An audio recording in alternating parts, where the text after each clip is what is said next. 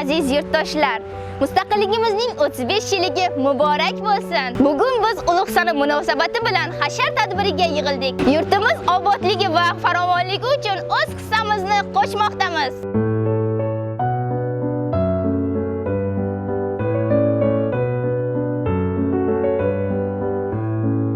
Hashar xalqimizga xos bo'lgan ezgu an'analardan biridir. Bugun biz yoshlarimiz birlashib mahallamizni obod qilmoqdamiz. Har bir qilgan ishimiz vatanimizga bo'lgan mehrimizni ifodalaydi. Biz bundan faxrlanamiz.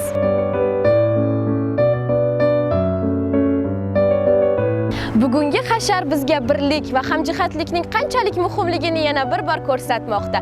Biz birlashsak har qanday ezgu ishni uddalaymiz. Yurtimizning har bir qarich yeri biz uchun aziz. Uni asrab avaylash har birimizning burchimizdir.